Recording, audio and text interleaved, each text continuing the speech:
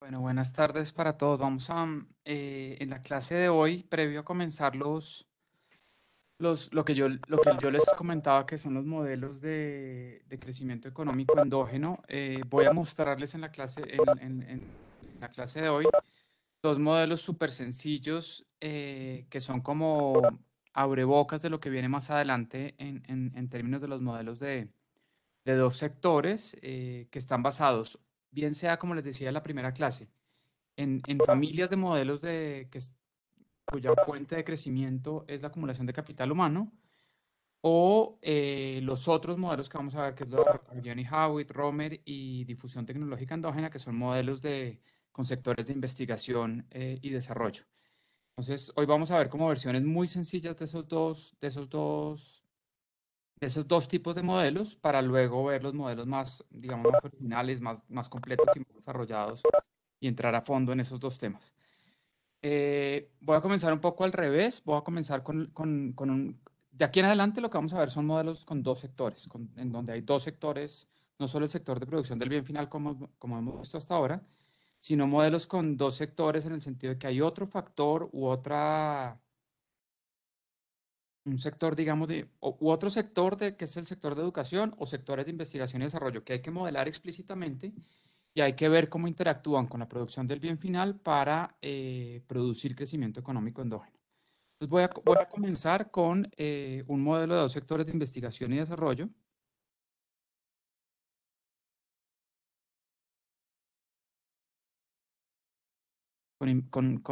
Obviamente uno de los dos sectores va a ser un sector de investigación y desarrollo donde lo vamos a modelar explícitamente. Recuerden que de donde venimos es de modelos en donde uno asume que o bien como en solo con progreso técnico, o bien el crecimiento de la productividad es exógeno y no se explica dentro del modelo, o de unos modelos en donde a la Arrow de aprendizaje por la práctica, donde el progreso técnico o digamos la mayor productividad de la economía se da por una externalidad, bien sea entre firmas, como vimos en Frankel, o como una consecuencia no intencionada de procesos de aprendizaje por la práctica, en donde las firmas, conforme han hecho los procesos de producción más veces en el pasado, se vuelven más eficientes. Los trabajadores se vuelven más eficientes en hacer los procesos, el proceso productivo, el proceso de producir el bien final en particular. Entonces, pero esas son explicaciones, digamos que o bien el cambio tecnológico o el progreso tecnológico se da como una consecuencia, como una externalidad, digámoslo, o como una consecuencia no intencionada de los procesos de producción pasados, o como una externalidad entre firmas. Y en las dos formas que uno lo mire, eh, algún- lo que se salta en esos modelos es que la economía no tiene que destinar recursos a pagar por el progreso tecnológico, porque se da como una externalidad por la cual las firmas no tienen que pagar, bien sea porque aprenden a ser más productivos en el tiempo o porque reciben una externalidad de las otras firmas, producto de cooperación o de difusión tecnológica, etcétera, por la cual no hay que pagar. En estos sectores que empezamos a ver hoy, lo interesante y lo más relevante y lo más, digamos, coherente con la realidad es que las firmas tienen que pagar digamos, los recursos asignados a, bien sea aumentar la tecnología, la productividad de la economía, o acumular capital humano, o cualquier otro factor que sea que explique el crecimiento económico a largo plazo, son recursos que son costosos para la economía, tienen un costo de oportunidad en términos de producción del bien final o de lo que sea. Entonces, acá es donde entran, digamos, ahí es donde se ve el trade-off y de aquí en adelante vamos a ver, eso, digamos, esa va a ser la base de lo que vamos a ver más hacia adelante. Entonces, en este modelo de dos sectores, es un modelo que yo desarrollé sencillo antes de entrar a los modelos como el de Romer o el de Aguion y Howitt. Entonces, hay dos sectores de producción, en donde el primer sector es el sector de producción del bien final.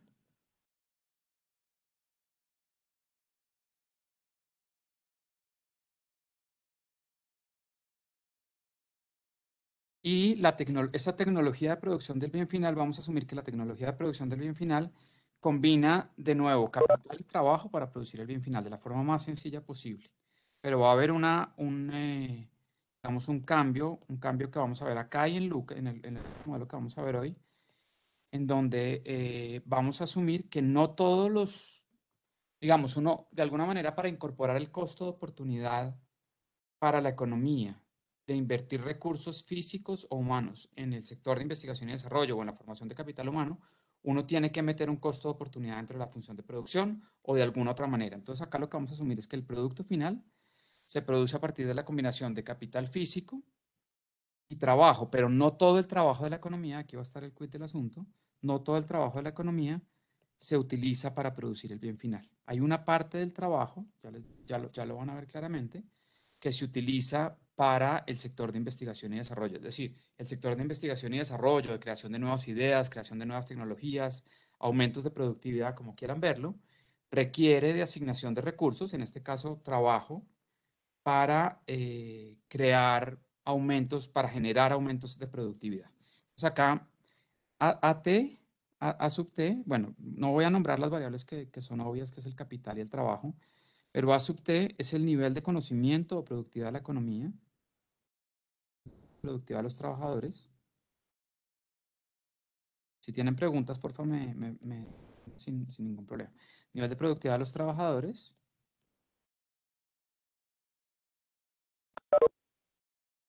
que ahorita vamos a modelar, y mu sub T es una variable que está entre 0 y 1. En principio uno la quiere endógena, en Lucas la vamos a endogenizar cuando veamos, o en Agion y Howitt, o en otros modelos. Por ahora vamos a suponer qué pasa si una parte del trabajo de la economía se dedica al sector de producción de máquinas y la otra parte obviamente se dedica al sector de investigación y desarrollo. Es la fracción del tiempo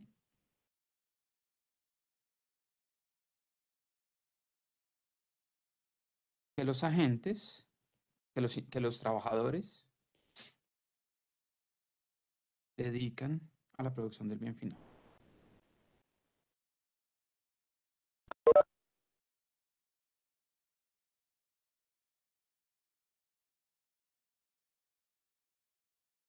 ¿Vale?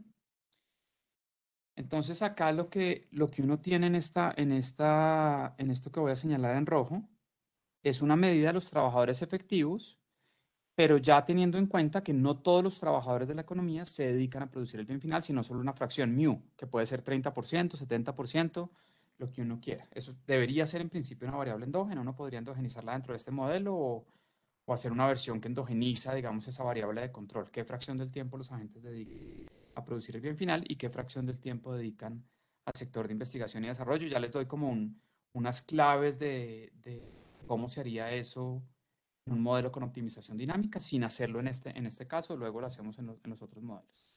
¿Vale? Escrita en términos per cápita, esa función de producción,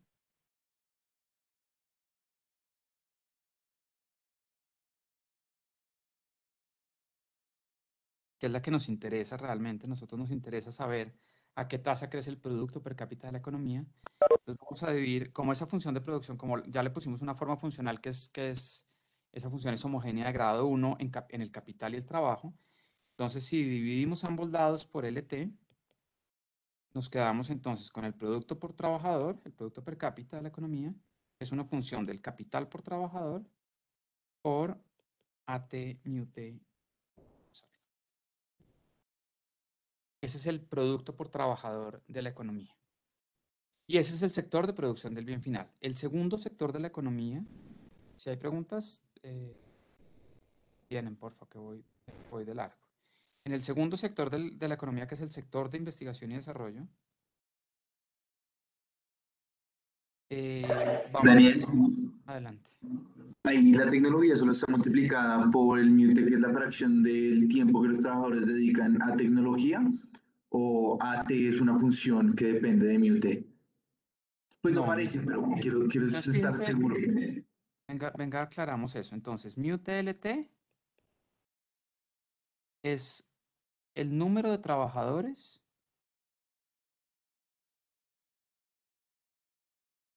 totales de la economía que se dedican a la producción del bien final.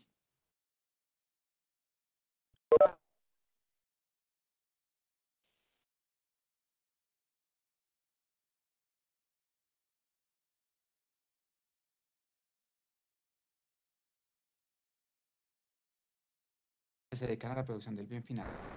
Cuando multiplicamos ese μT por LT por AT, ahí tenemos una medida de los trabajadores efectivos de la economía, es decir, ponderados por su productividad, que se dedican a la producción del bien final, ¿vale? O sea, AT por μT por LT es los trabajadores efectivos, es decir, por efectivos me refiero a que son los trabajadores ponderados por su productividad, por su nivel de productividad, que se dedican a la producción del bien final.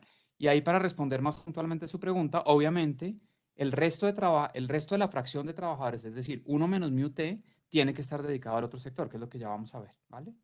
Pero acá el punto es que suponga que hay 100 trabajadores en la economía y μT es 70%. Es decir, la fracción del tiempo que los agentes dedican a la producción del bien final es 70%. O puede ser una fracción del tiempo o puede ser una fracción de los trabajadores. Eso es indistinto y de cualquiera de las dos interpretaciones, con cualquiera de las dos interpretaciones se puede hacer, ¿vale? Eh, ¿Sí respondí? Creo que era Mateo el que estaba preguntando. Sí, ahí entendí. Ya va a ver cuando modelemos el sector de investigación y desarrollo, usted ya va a ver que el resto de los trabajadores, es decir, el resto de la fracción de los trabajadores, 1 menos μT, se dedica obviamente al otro, se tiene que dedicar al otro sector, no quedan trabajadores sobre la mesa.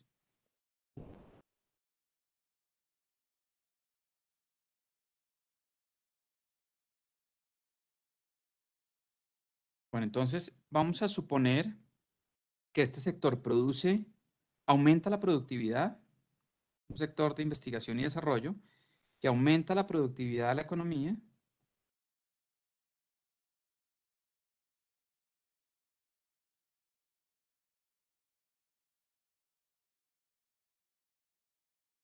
a partir de la siguiente función, si quieren.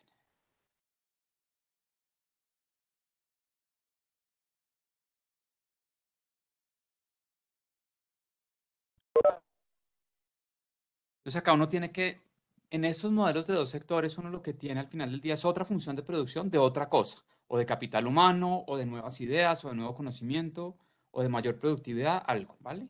Acá vamos a suponer que la creación de mayor productividad o de nuevas ideas que hacen a los trabajadores más efectivos, y aquí le vamos a dar una forma funcional, es simplemente una forma funcional para mirar diferentes casos, se da a partir de la combinación de ideas existentes, es decir, de la productividad existente, A sub T, por combinadas con el resto de los trabajadores que no se dedican a la producción del bien.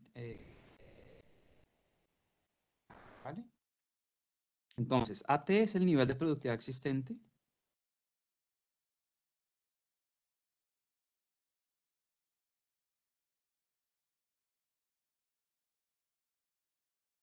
en el momento T, obviamente. Θ es un parámetro mayor que cero que mide la productividad del sector de investigación y desarrollo.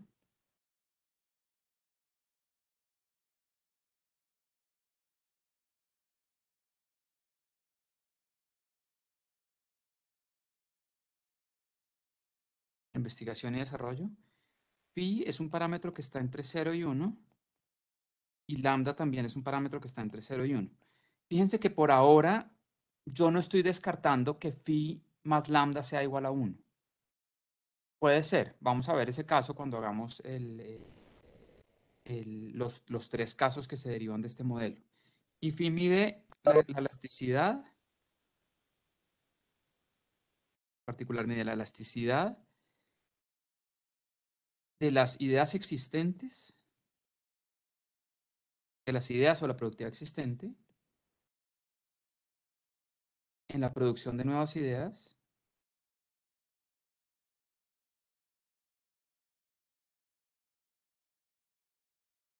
Y lambda mide la elasticidad. Aquí está el juego de este modelo, digamos, obviamente en esta ecuación que estamos poniendo. Esta función de producción de nuevas ideas o mayor productividad. Lambda mide la elasticidad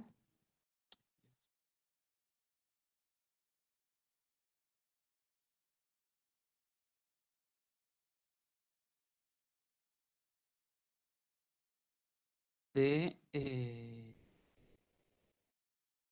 el trabajo asignado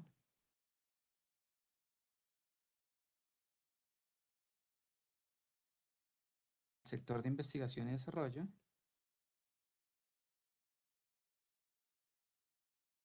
en la producción de nuevas ideas o de mayor productividad.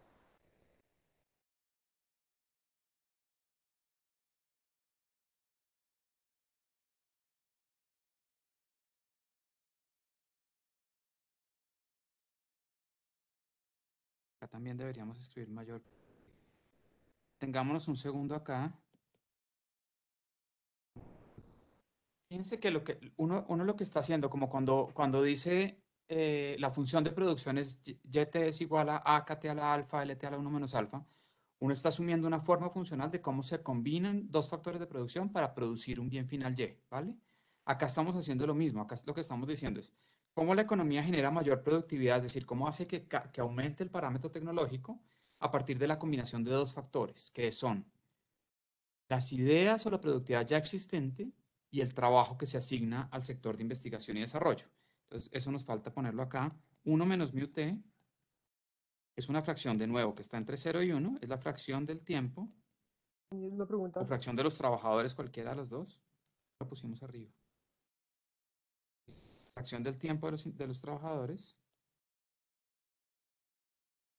Todos me entienden que hablar de una fracción del tiempo, una fracción de los trabajadores es equivalente matemáticamente. Daniel, una pregunta. Sí, Eh, ese, adelante. ese parámetro lambda, lambda no, sino el otro, perdón, phi, Fin. ese parámetro, perdón, pequeña, teta, ¿ese parámetro es exógeno? Sí, es un parámetro, sí, es un parámetro exógeno. Ok. Es un parámetro positivo y exógeno. Es como como cuando hicimos solo sin progreso técnico, que decíamos Y es igual a KT a la alfa, LT a la 1 menos alfa. Este parámetro se asemeja a la A que era una constante mayor que cero, que era un parámetro de productividad, que no cambiaba en el tiempo y teta no cambia en el tiempo acá. Teta es un parámetro que está entre 0 y 1, perdón, es mayor que 0 y no cambia en el tiempo y mide la productividad si quiere exógena de la producción de nuevas ideas. O, de pronto, eso es una buena pregunta para decirlo así, como yo siempre, fíjense que yo siempre me refiero al A en la función de producción cuando no hay progreso técnico, como la eficiencia con la cual se combinan el capital y el trabajo para producir el bien final. Entonces, teta acá, análogamente, se puede interpretar como la eficiencia con la que el sector de investigación y desarrollo combina ideas o productividad existente con trabajadores que se asignan obviamente al sector de I+D, de investigación y desarrollo, para producir nuevas ideas o aumentar la productividad, ¿vale? Eso es básicamente lo que tenemos. Pero es un parámetro mayor que cero. Entonces, 1 menos mu t, de nuevo, es una fracción que está entre 0 y 1, y es una fracción del tiempo de los trabajadores que se dedica al sector de investigación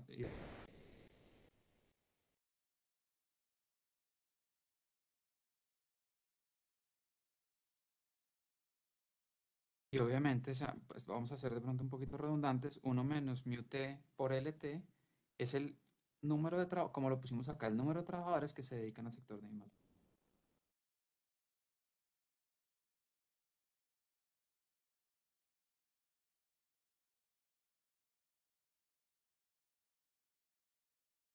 Al sector de investigación y desarrollo. Este es un modelo relativamente sencillo porque, digamos, uno asume unas formas funcionales.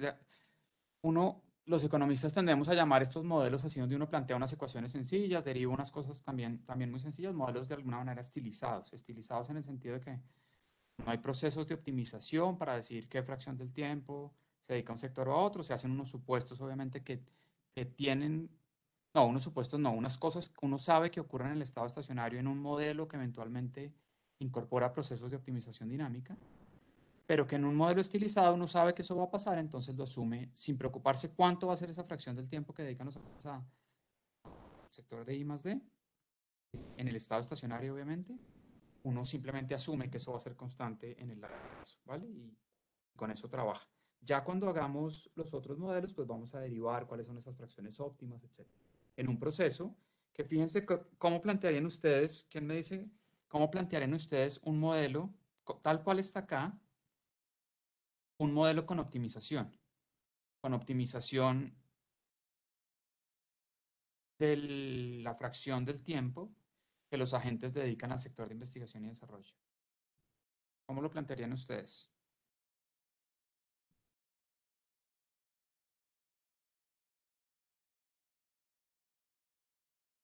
O sea, ¿cuál sería?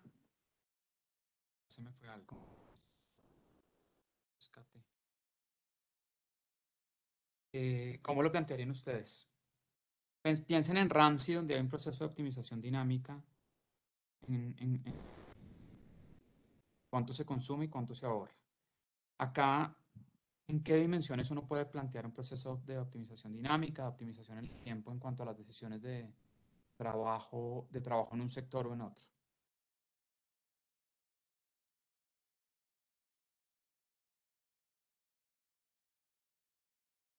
Esa aventura de No decir, sé cómo optimizar con respecto a mí. O sea, delegar con respecto. O sea, se me ocurre eso, pero no sé cómo plantearlo. fíjese que uno podría hacer el modelo más completo, empecemos por el más complicado. Uno agarra esta estructura, le mete un segundo sector y resuelve Ramsey, las decisiones de consumo e inversión, y resuelve los temas de trabajo en el sector de producción del bien final o trabajo en el sector de investigación y desarrollo. Ahí, ¿cuál sería la variable que llamamos en Ramsey de control y cuál sería la variable de estado en cuanto a ese segundo margen de decisión de dónde trabajar?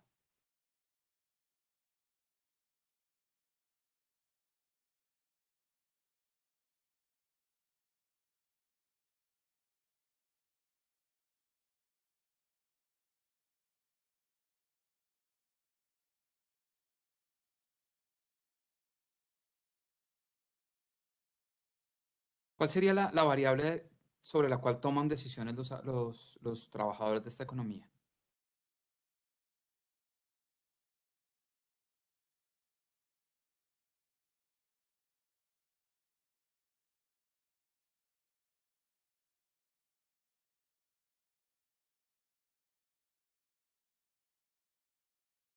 Miguel, con micrófono, porfa, que no alcanzo a ver. Porfa. M, Mu, ¿no? Mu. Micrófono, porfa.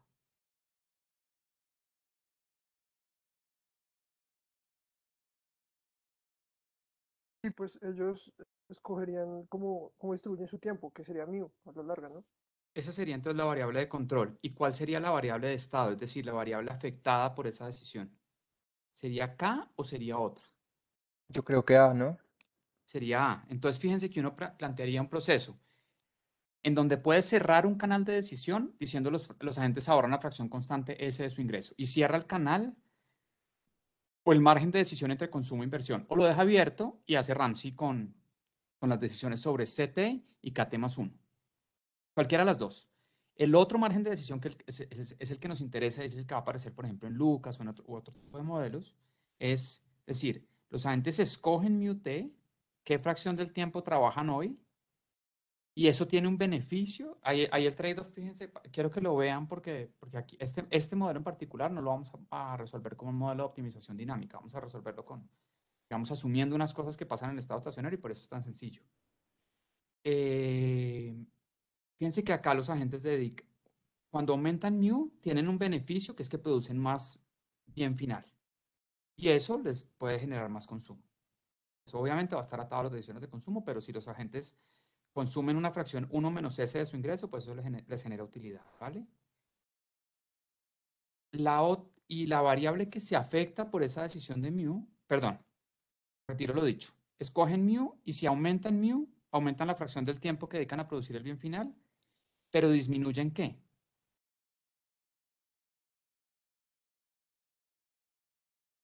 ¿Cuál es el costo de oportunidad de trabajar un punto porcentual más en la producción del bien final? ¿Cuál es el costo de oportunidad? Pues menos ingreso a través de la producción del bien final, ¿no? No, sí, fíjese que acá, si se asignan una unidad extra de tiempo, un punto porcentual o en el margen aumentan un poquito la fracción del tiempo que dedican a la producción del bien final, aumentan Y. ¿Qué sacrifican? ¿Qué están sacrificando? Ah, O ok, lo estaba pensando al revés, sí, pero sí. O sea, sacrifica aumento por la productividad. en el siguiente periodo, ¿sí? Ujú. Es decir, yo produzco más hoy, pero voy a ser menos productivo mañana porque asigné menos tiempo al sector de investigación y desarrollo, entonces mañana voy a tener menos productividad. Y ahí hay un trade-off dinámico. Por eso es interesante per se esto como un posible problema de optimización dinámica, donde básicamente la decisión que tomo hoy me afecta mi productividad mañana y vía eso me genera un costo de oportunidad de trabajar más hoy. Y entonces ahí los agentes estarían de alguna manera resolviendo un trade-off dinámico entre trabajar hoy y ser más productivos mañana. Y en ese trade-off, seguramente, lo que pasaría, sería interesante plantear eso como ejercicio de optimización dinámica, lo que escogerían es cuál es mi estrella en cada momento del tiempo.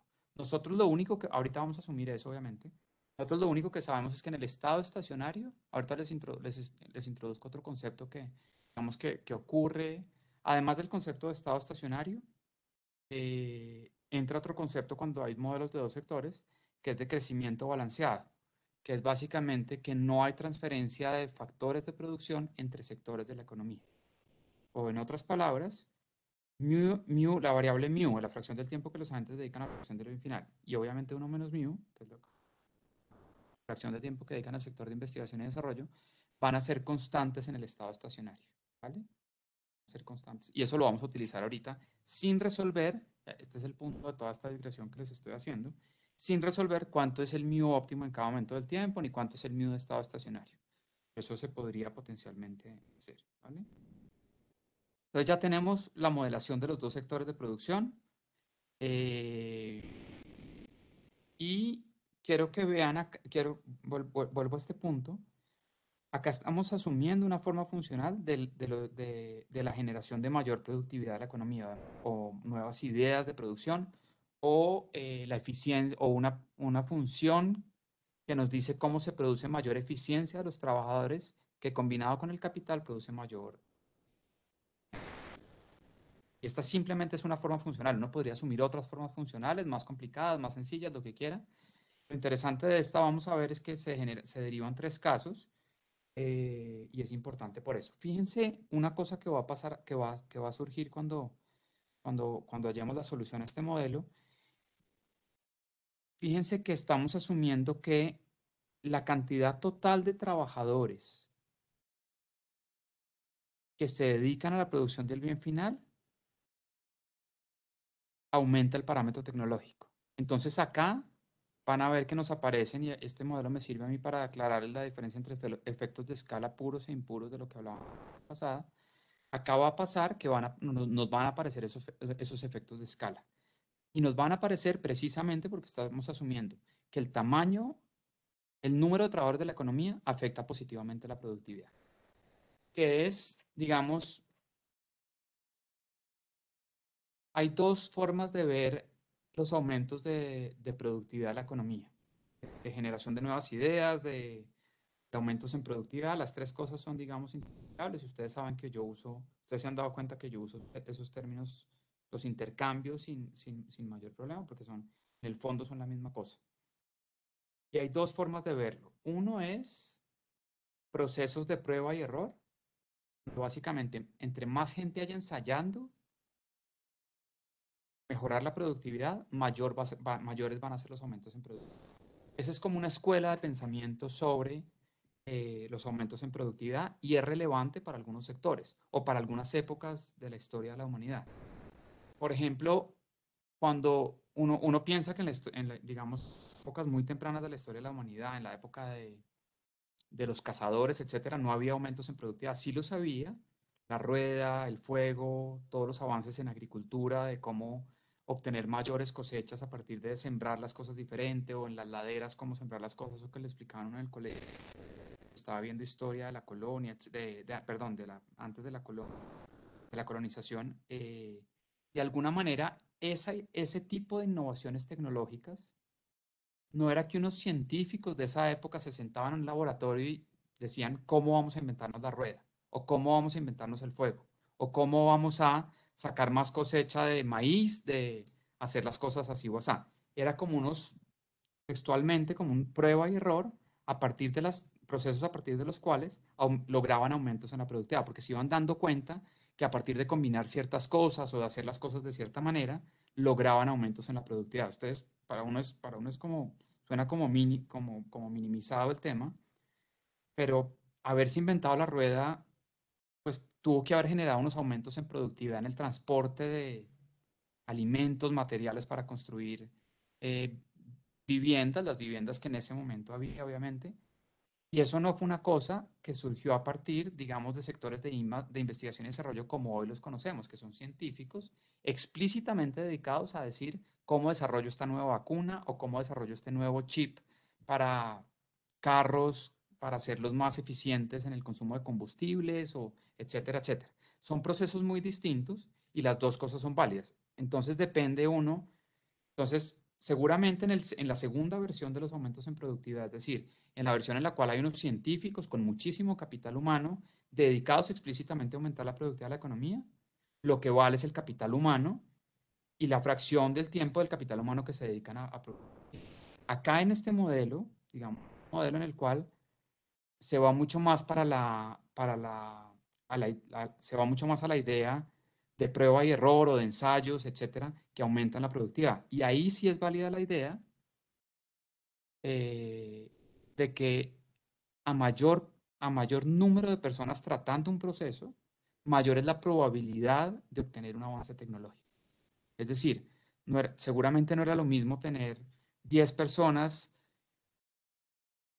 cargando alimentos y cargando cosechas y cargando materiales y cargando madera, etcétera, eh, y viendo a ver cómo la cargaban de manera más eficiente, menos costosa, digamos, para la espalda de las personas, etcétera, etcétera, que tener 1000 personas en eso. Seguramente tener 1000 personas, el chance, ninguno tenía más capital humano que otros. De pronto algunos eran más hábiles, más inteligentes, lo que sea. Pero en últimas, tanto la invención de la rueda como la invención del fuego, como la invención de muchas cosas en la historia de la humanidad, han sido cabezazos que le pasan a la gente y simplemente se idean formas. Si ustedes miran hoy, incluso hoy hay algunos sectores donde las innovaciones tecnológicas se dan así, se dan de ideas nuevas que surgen, digamos, de emprendedores pensando cómo hacer la vida de la gente más productiva. Piensen en Uber, piensen en Rappi, piensen en nuevos sectores de la economía que están creciendo. Seguramente los dueños de Rappi no fueron estos, creo que son tres pelados de Cali que se sentaron y dijeron, bueno, vamos a sentarnos, vamos a hacer un PhD en química, en física, en transporte, etcétera. No, gente que dijo, ¿cuál es el factor escaso de la gente? El tiempo. ¿Cómo hacemos el tiempo de la gente menos escaso? Ayudándole a llevar cosas que a la gente le sale menos costoso pagando a partir de trabajadores no calificados que yendo a hacer mercado a una persona de altísimo nivel de acción, cuyo costo de oportunidad de ir a hacer mercado es altísimo. Y simplemente es un cabezazo que se le ocurrió. Y entre más gente haya pensando digamos, en ese tipo de innovaciones, pues obviamente mayor probabilidad de que innovaciones ocurran. Eso se los digo simplemente para señalar que no necesariamente es cierto que la primera historia de aumentos en la productividad, donde entre más gente allá, digamos, intentando por prueba de error, mayor es la probabilidad de que haya innovaciones. Eso no es cierto solamente para épocas tempranas de la humanidad o para los dos ejemplos que les puse al principio. Incluso hoy es muy relevante.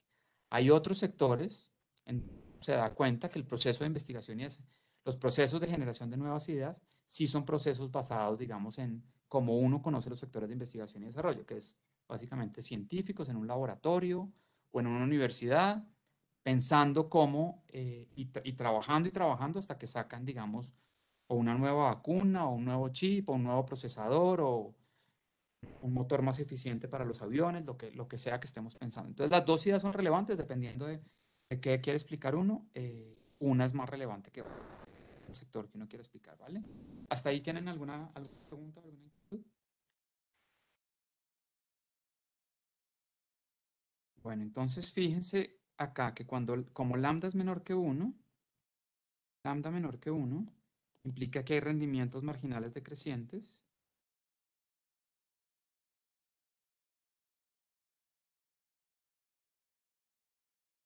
de las ideas existentes, perdón, de los trabajadores en el sector de I+D.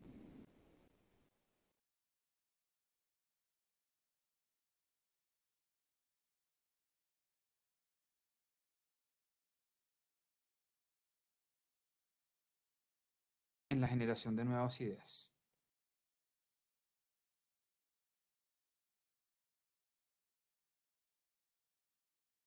Y phi menor que 1 implica que hay rendimientos marginales. Estamos asumiendo que hay rendimientos crecientes. ¿Cuál? Perdón. Igual que 1 marginales decrecientes. Bueno,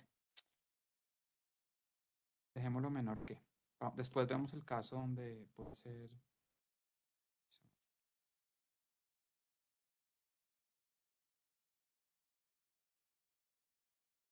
menor que 1, rendimientos marginales decrecientes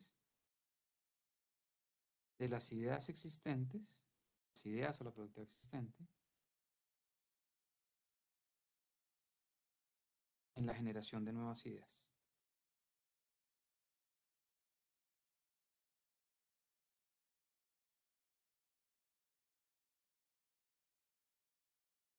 Y con eso básicamente lo que tenemos es que vamos a mirar algunos casos cuando phi más lambda es igual a 1, cuando lambda es igual a 0 y phi es igual a 1, etcétera, etcétera, ¿vale? Los casos.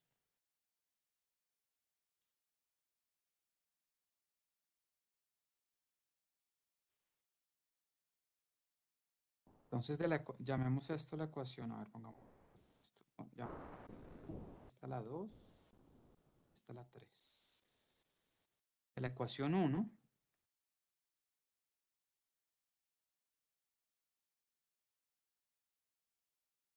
perdón, de la ecuación 2,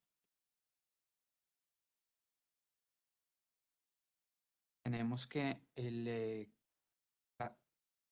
sacando logaritmos y derivando con respecto a la tasa de crecimiento del producto por trabajador es igual a alfa por la tasa de crecimiento del capital por trabajador más 1 menos alfa la tasa de crecimiento de mu t más 1 menos alfa la tasa de crecimiento de... Nosotros sabemos que en estado estacionario,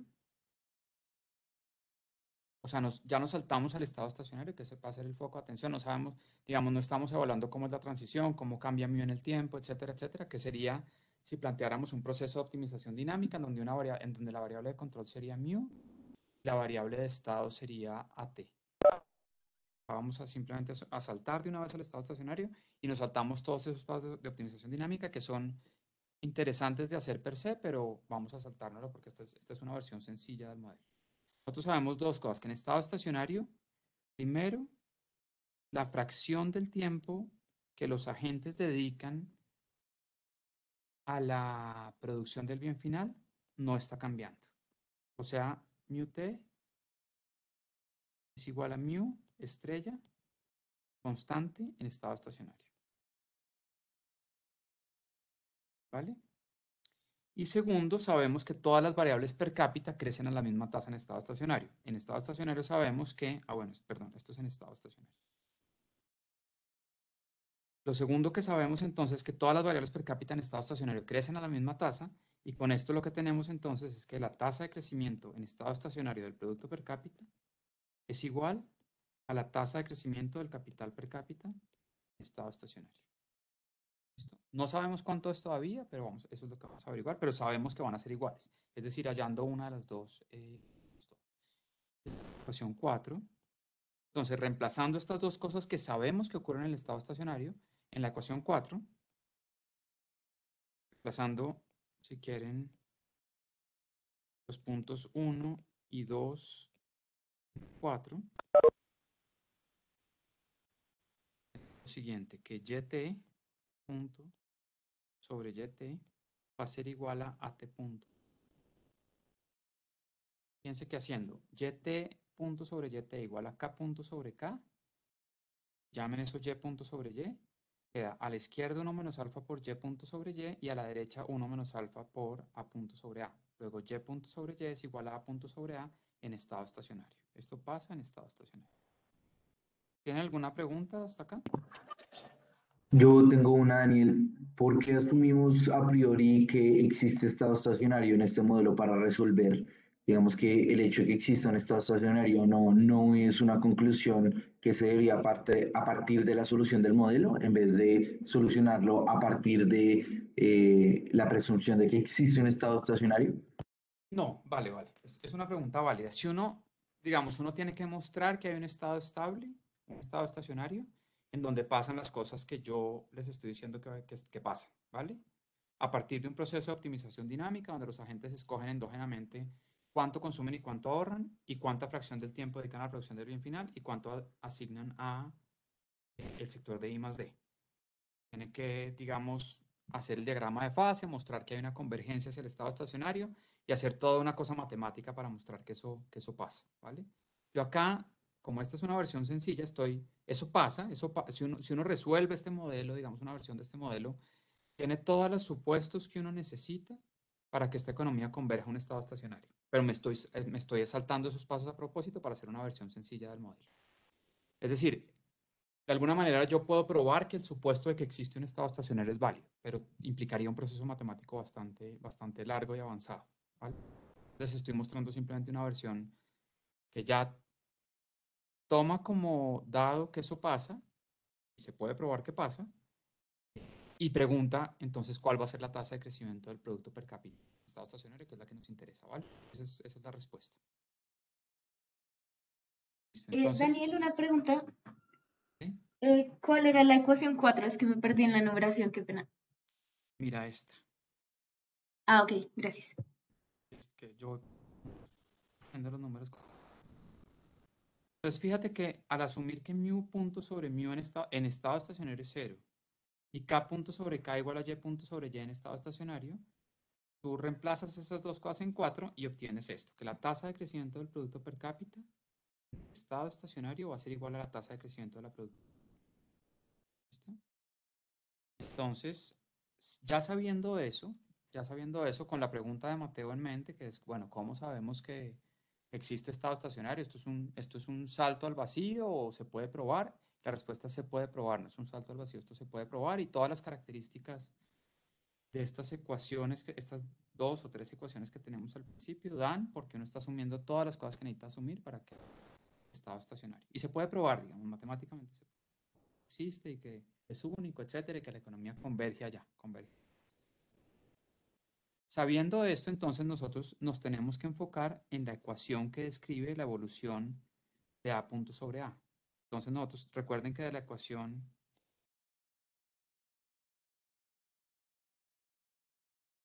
creo que la 3, de 3, nosotros tenemos que A punto, es decir, la generación de nuevas ideas, el cambio en las ideas existentes o el cambio en la productividad, la forma funcional que asumimos es θ por AT a la phi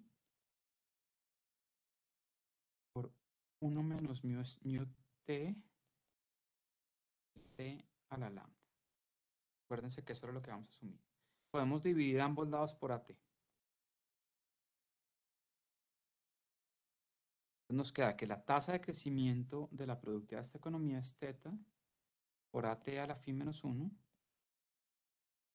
por 1 menos mu t LT. ¿Listo? Eso es lo que queremos resolver.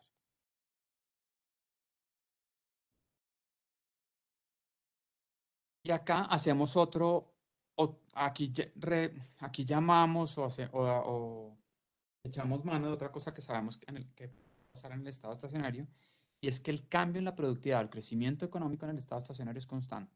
Nosotros ya sabemos que el crecimiento económico, o sea, el crecimiento económico que nos importa, que es el crecimiento del PIB per cápita, es igual en estado estacionario al crecimiento de la productividad de la economía.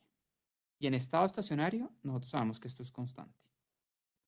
No sabemos cuánto es todavía, pero sabemos que es constante. Esto en Lucas va a aparecer otra vez y creo que en algunos que vemos. Uno asume que es constante y a partir de eso se devuelve y resuelve cuánto es. Entonces nosotros sabemos que esto va a ser constante. En estado estacionario, no sabemos cuánto es, ya vamos a averiguar, pero nosotros sabemos que en estado estacionario,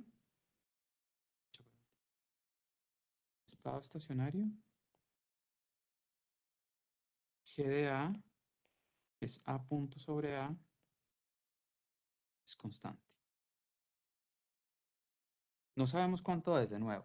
Ahorita averiguamos, pero sabiendo que es constante nos permite manipular la ecuación 5.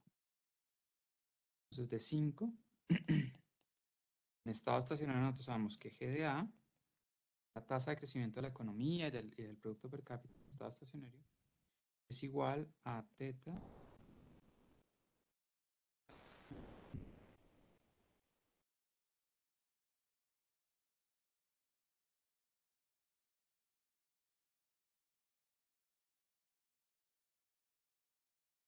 Perdón, voy a poner acá 1 menos mi estrella porque nosotros ya estamos en estado estacionario. Estrella por LT. Tomando logaritmos, llamemos esto la ecuación 6. Tomando logaritmos y derivando con respecto al tiempo, la ecuación 6.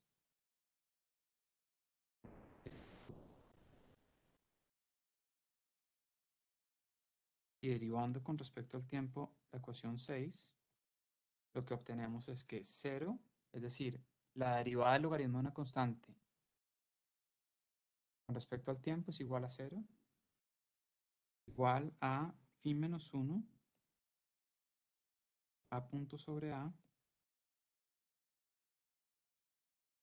más lambda LT punto sobre LT. Ya no esto antes. En mis notas lo tengo de primero. Esto, por favor. Acá. Hay otra cosa que debemos asumir que es L punto sobre L es igual a N. Perdón que voy a poner esto. Vamos a asumir que la población crece a una tasa constante N mayor que 0 y dada. Bueno, en mis notas, lo que pasa es que en mis notas escritas lo tengo de primero y eso no debe ir de primero, ¿no? Recuerden que la forma en que resolvemos siempre es especificamos la función de producción y luego especificamos cómo se mueve cada factor, cómo se mueve K, cómo se mueve L, cómo se mueve A. Entonces, no habíamos especificado ni cómo se movía, habíamos especificado cómo se movía, pero no habíamos especificado cómo se movía. K no importa, van a ver que no importa, porque en últimas nosotros, ¿en qué parte, por qué no importa K? ¿Por qué no importa cómo se mueve K? Porque fíjense que lo que estamos haciendo es, como estamos saltando de una vez al estado estacionario, nosotros lo que sí definitivamente sabemos es este punto 2, que las variables per cápita en estado estacionario crecen a la misma tasa. No sabemos en este punto cuál es esa tasa de crecimiento, pero sabemos que crecen a la misma tasa. Y ahí se nos desaparece, digamos, esa ecuación dinámica de acumulación de capital que siempre teníamos que especificar, ¿vale? ¿Una pregunta?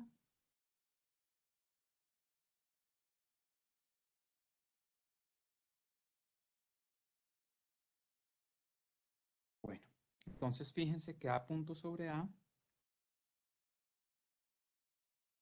que a su vez recuerden es Y punto sobre Y, la tasa de crecimiento del PIB per cápita, es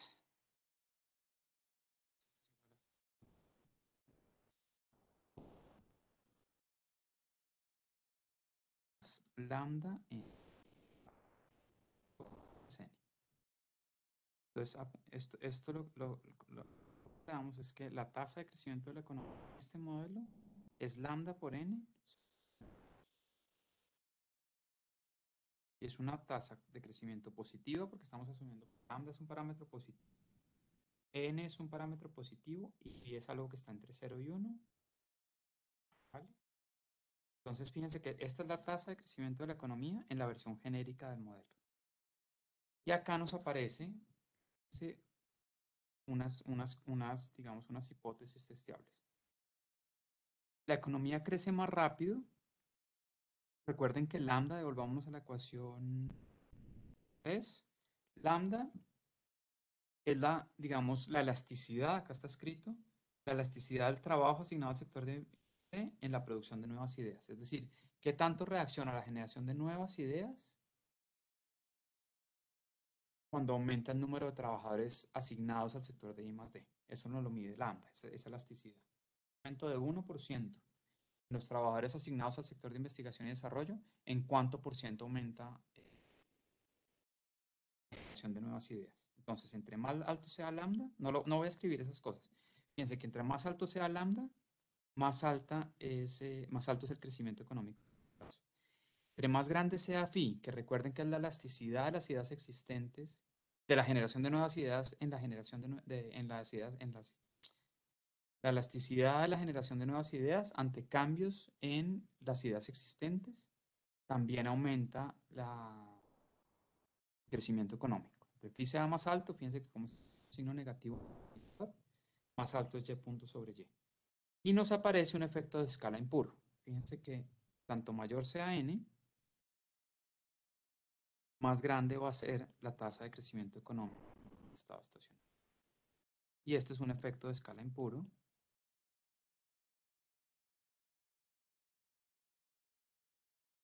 Que recuerden que es cuando la tasa de crecimiento de la población tiene un impacto positivo sobre el crecimiento del producto por trabajador. O sea, el crecimiento económico que nos interesa, que es el del producto por trabajador. ¿Listo?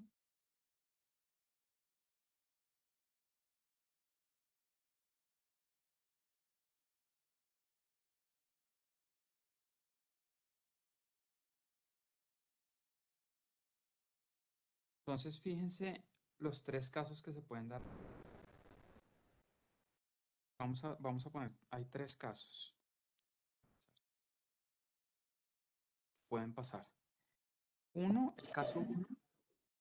¿Hay alguna Daniel, pregunta? Sí, adelante. si puedes subir un segundito para mirar cómo llegaste a esa última derivación, que no alcancé a mirar. Claro. Ah, dígame dónde, ahí o más arriba. Sí, y ahí yo le tomo foto para poder revisarlo. Acuérdense que todas estas notas de clase se las mandamos. Sí, sí, es para no perderme ahorita en el desarrollo. Gracias. Acá fíjense que entre la ecuación 6 y la ecuación 7, si quieren llamar, lo único que hice fue tomar logaritmos a ambos lados y derivar con respecto al tiempo. Y de ahí entonces derivamos ecuación 7, tomamos logaritmos y derivamos con 6 y obtenemos 7. Sí, Y ahí luego ya la cogí, reemplazamos que... ¿Ah? que creo que ya la cogí ahí, logaritmos y derivar, y después, sí, logaritmos y derivar. No más, exacto, exacto. Listo. Entonces hay tres casos. Uno, el primer caso es qué pasa si hay rendimientos constantes a escala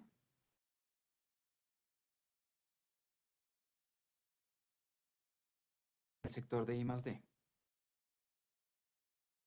investigación y desarrollo.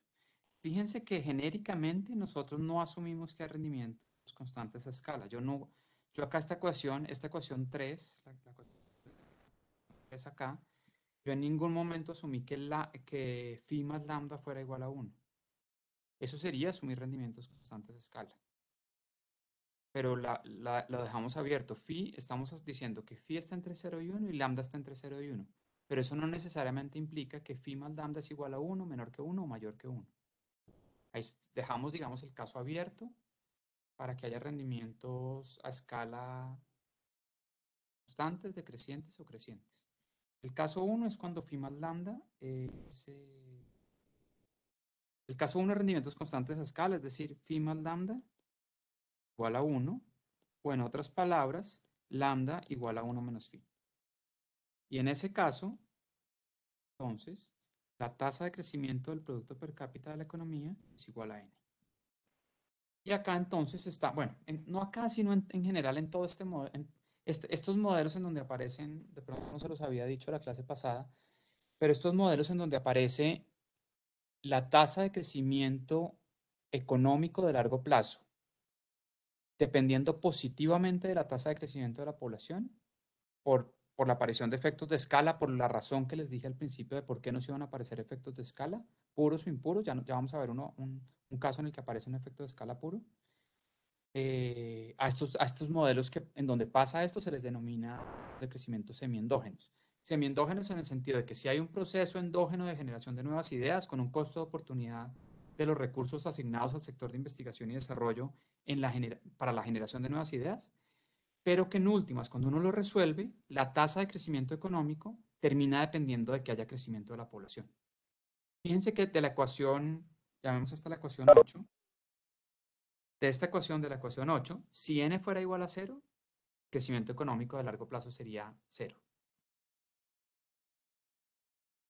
¿Quién me puede decir por qué?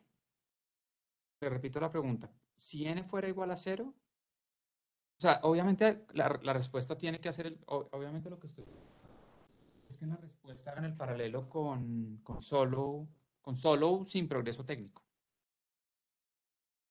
Piense que si n fuera igual a 0, no habría crecimiento de la población. Y esta ecuación 3, entonces, ¿a qué se les parece? Si la población no creciera, sino que fuera LT igual a L para todo T, a una constante 100 trabajadores o un trabajador, lo que quieran. ¿Qué fuerza, digamos, qué análisis que hicimos en solo aplicaría también?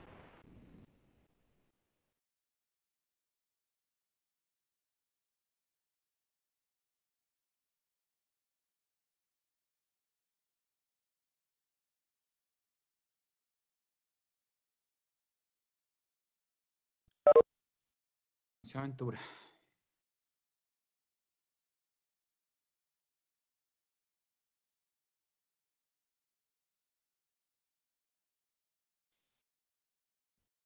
Bueno, piénsenlo y esa pregunta. Martín, por micrófono, por favor. Hola, qué pena. No, me estaba acordando que en ese caso las variables per cápita eran iguales a las variables agregadas. Entonces pensaría que No, el producto. no, en el genérico, no, ni siquiera. O piensen si quieren en solo con crecimiento de la población incluso. Sin cambio técnico, eso sí, pero con crecimiento de la población. En el modelo 2 de solo que vimos, si quieren.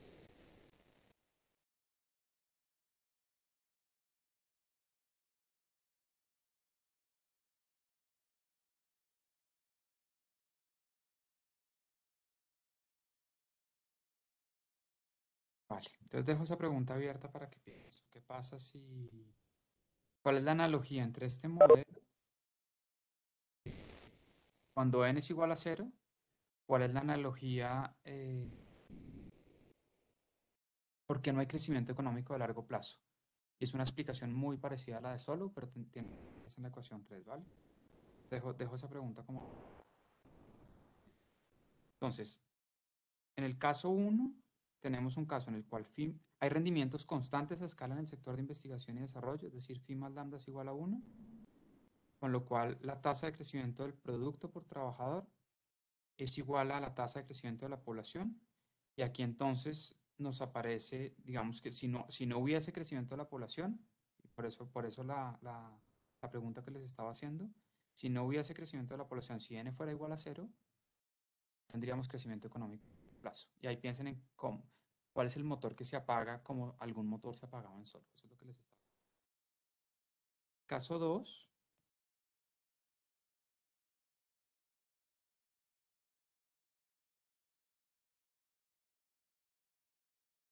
Es el caso cuando phi es igual a 1.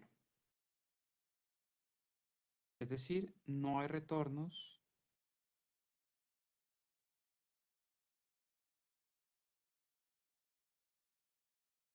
marginales decrecientes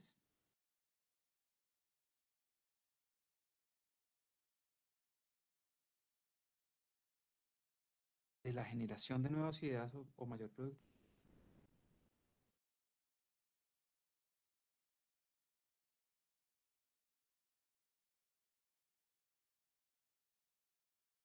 Mayor productividad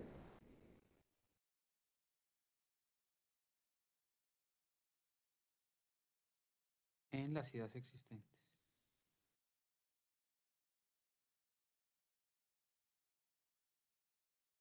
Fíjense entonces que de la ecuación 3,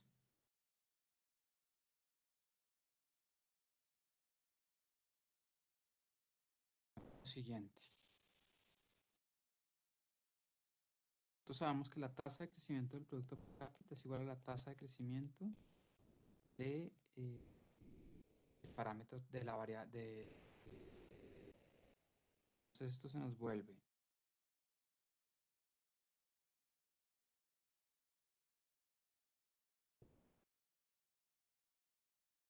por AT a la phi, donde en este caso estamos asumiendo phi por 1 menos mu estrella, estamos en estado estacionario,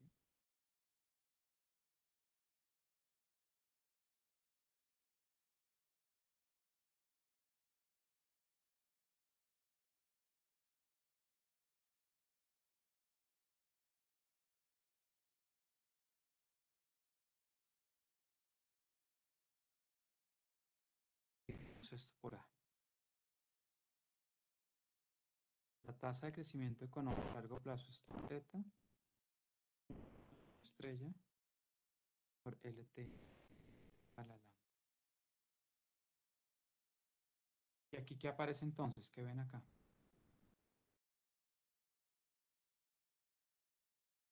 Si esa es la tasa de crecimiento económico de largo plazo de estado estacionario, ¿qué cosa problemática ven ahí? Que ya se los dije que puede pasar.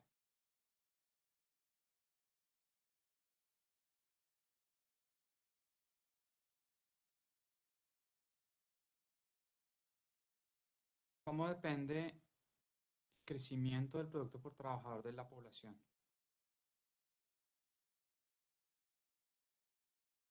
¿Sería un efecto de escala puro?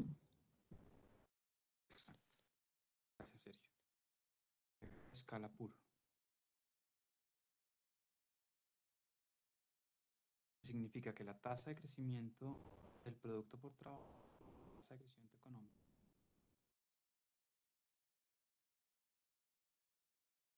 per cápita,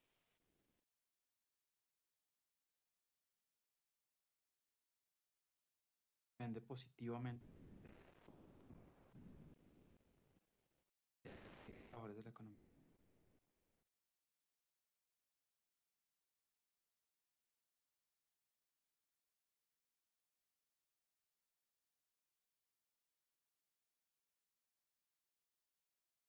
¿Vale? Y esta es una predicción, fíjense, problemática porque primero es problemática porque uno no observa a los países con mayor población creciendo más rápido en términos per cápita. Nunca lo ha observado en la historia, digamos, de la humanidad.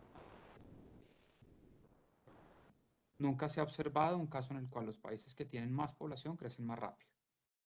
Entonces, digamos, aquí aparece un efecto de escala puro que a veces aparece en este tipo de modelos de investigación y desarrollo, pero dependen crucialmente de cómo asume uno la forma funcional de la creación de nuevas ideas. Ahora al final, cuando ya voy a terminar y les hago digamos una anotación a cuál es la forma de resolver esto. Resolver que no aparezcan este tipo de cosas, ese tipo de predicciones. Que el tamaño de la población afecta positivamente la tasa de crecimiento de las personas per cápita. Y la segunda cosa, que es aún más problemática, ¿cuál es?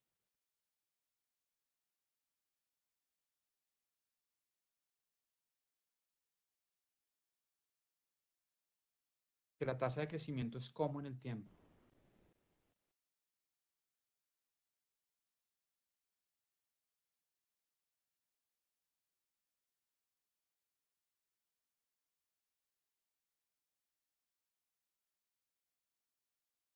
Creciente, decreciente, constante. ¿Decreciente? ¿Por qué decreciente? Fíjese que teta y 1 menos mu y lambda, teta, mu y lambda son constantes. Teta y lambda son parámetros y mu es una variable, pero que en el estado estacionario es constante. ¿Sí? Pero LT aumenta o disminuye en el tiempo.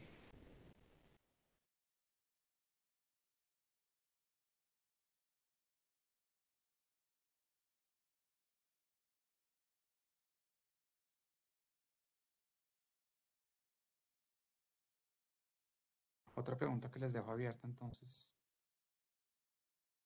Caso 3 es el caso particular, es un caso que no es solo, que es el caso Daniel, cuando aumenta en el tiempo, ¿no? aumenta en el tiempo, sí, A la tasa n.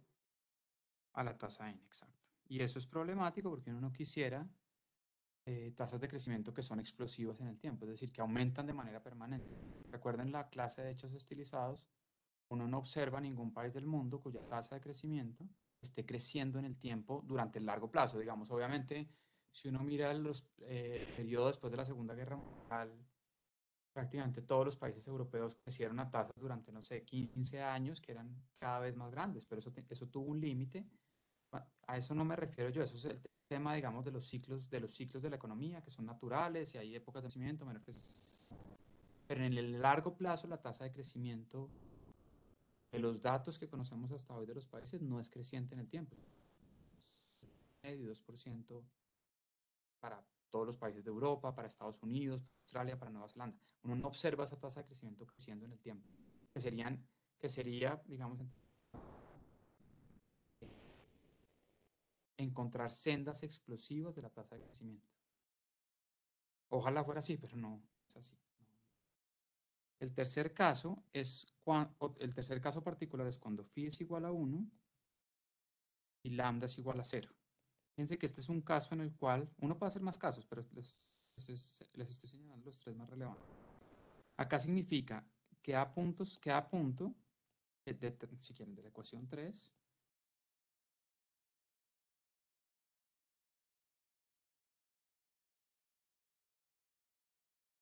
a punto es igual a teta. Es decir, aquí lo que se está asumiendo en este tercer caso es que los trabajadores no participan en el sector de I más D, ¿vale? Luego uno sabe que mu es igual a 1, obvio porque no hay otro sector. Y esto es, ¿qué modelo? Ya vimos.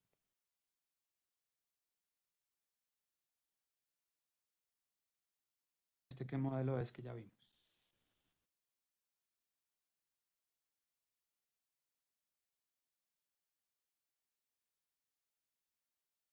Sería solo con progreso técnico. Exacto, esto es solo con progreso técnico exógeno.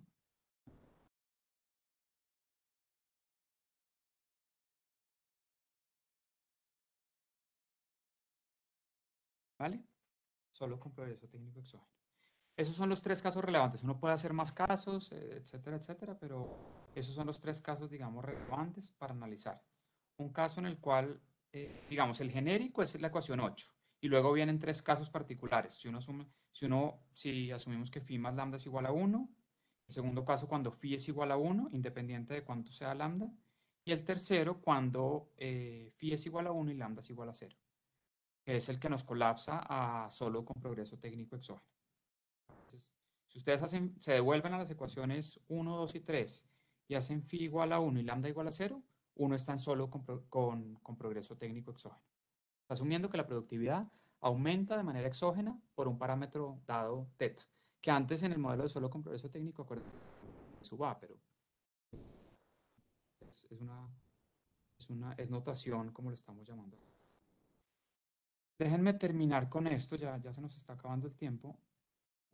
Digamos, una de las cosas más problemáticas en este tipo de modelos, tanto el que vi la clase pasada como este modelo, yo ya no voy a mostrarles el otro modelo que vamos a hacer, de Lucas, sencillo, simplemente voy a saltar, ese no es tan grave, simplemente voy a saltar al modelo de Lucas como lo veamos con todos, funciones algebraicas. Del modelo que vimos la clase anterior y de este modelo que vimos hoy, nos aparecen efectos de escala. Efectos de escala, recuerden que son efectos asociados, bien sea o al tamaño de la población o a la tasa de crecimiento de la población. Y acá fíjense que lo que asumimos, ¿de dónde sale eso de nuevo? Yo os había anticipado, es de la ecuación 3, de asumir que el aumento de la productividad de la economía depende positivamente del tamaño de la población, ¿vale? Y eso es lo que está llevando a que encontremos efectos de escala puros o impuros, que era los dos, ¿vale?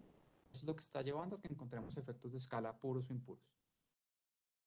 ¿Cómo es solucionable esto? Con esto quiero terminar. Fíjense que no necesariamente uno tendría que asumir que es una población no calificada. Uno podría asumir una versión de este modelo en donde lo que tiene no es población no calificada, sino población calificada.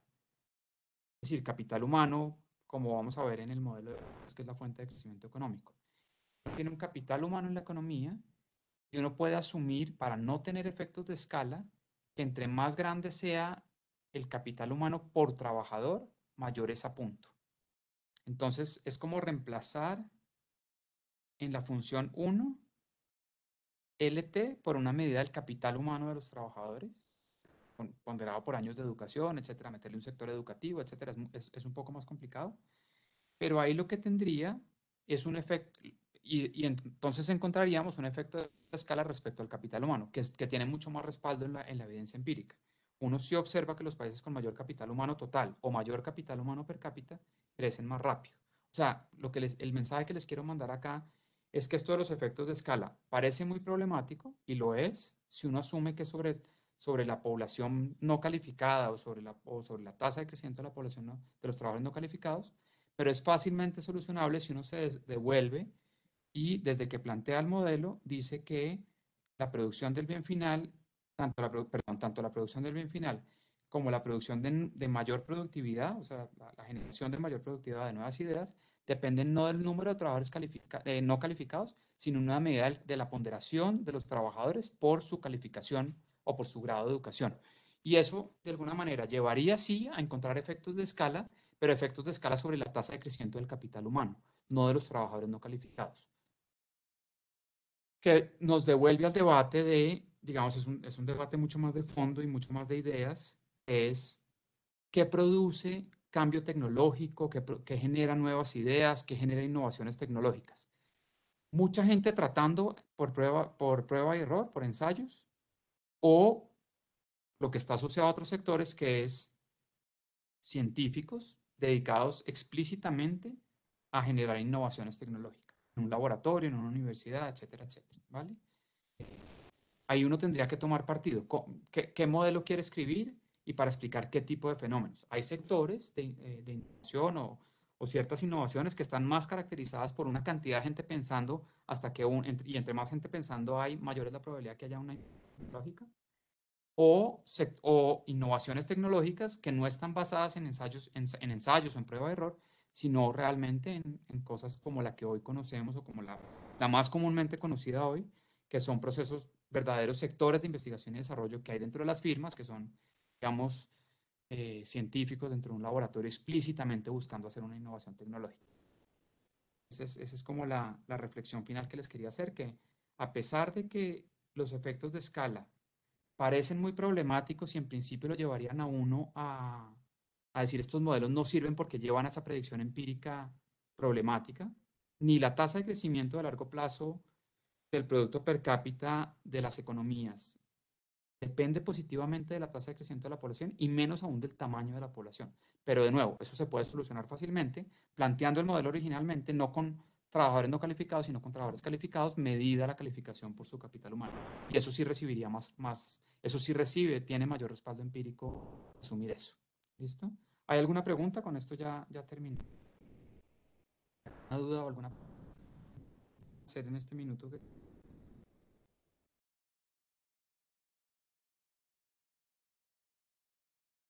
Bueno, mil gracias. Nos vemos entonces el lunes. Que estén muy bien todos.